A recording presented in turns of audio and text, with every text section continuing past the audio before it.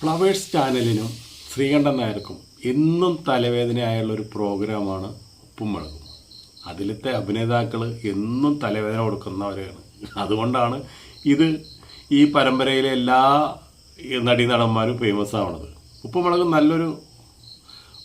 നല്ലൊരു സീരിയലാണ്. ശരിക്കും പറഞ്ഞാൽ അന്നത്തെ കാര്യങ്ങൾ, അന്നത്തെ സീരിയൽ, അന്നത്തെ വിഷയങ്ങൾ എടുത്തിട്ട് നല്ല രീതിയിൽ അവതരിപ്പിക്കുന്ന ഒരു സംഭവമാണ്. ഒരു വീട്ടിൽ നടക്കുന്ന കാര്യങ്ങൾ. പക്ഷെ ആദ്യമൊക്കെ കണ്ടിരിക്കാൻ നല്ല രസമായിരുന്നു. പിന്നെ അത് ബോറടിച്ച് താന്നി കൂതറയായിട്ട് മാറിയിപ്പോൾ. തൽക്കാലത്തേക്ക് നിർത്തിയിരിക്കുന്നത് അത്രയും ആശ്വാസം.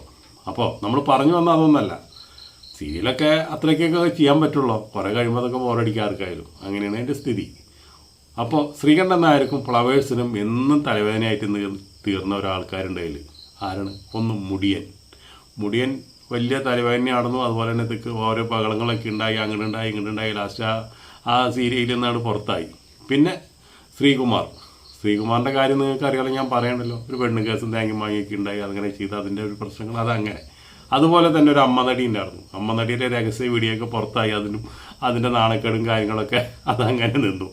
പിന്നെ അതുപോലെ തന്നെ പെണ്ണ് കേസും തേങ്ങ വാങ്ങിയൊക്കെ ആയിട്ടുണ്ടെങ്കിൽ ബിജു സോപാനം, തിരുവനന്തപുരത്തിന് ആളുടെ വീട്, നെയ്യാറ്റിങ്കരയാണ് ആളുടെ സ്ഥലം.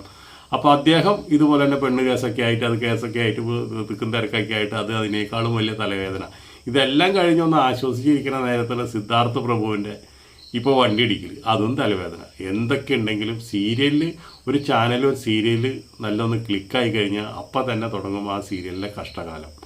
അതേപോലെ തന്നെ തുടങ്ങും നമ്മുടെ ശ്രീകണ്ഠൻ നായർക്ക് ഉറക്കമില്ലാത്ത രാത്രികൾ. ഫ്ലവേഴ്സിൻ്റെ ആരോപണങ്ങൾ, ഫ്ലവേഴ്സിൻ്റെ മെക്കറ്റിക്കിനെല്ലാം ചെല്ലണത് എന്ന് വെച്ചിട്ടുണ്ടെങ്കിൽ അവരൊക്കെ ഇതിൻ്റെ ആൾക്കാരാണല്ലോ. അപ്പോൾ അതുകൊണ്ട് സീരിയലിൻ്റെ അതുപോലെ ഇവരെയൊക്കെ വളർത്തി കൊണ്ടുവന്നുള്ളൊരു ചാനലാണ് ഫ്ലവേഴ്സ്.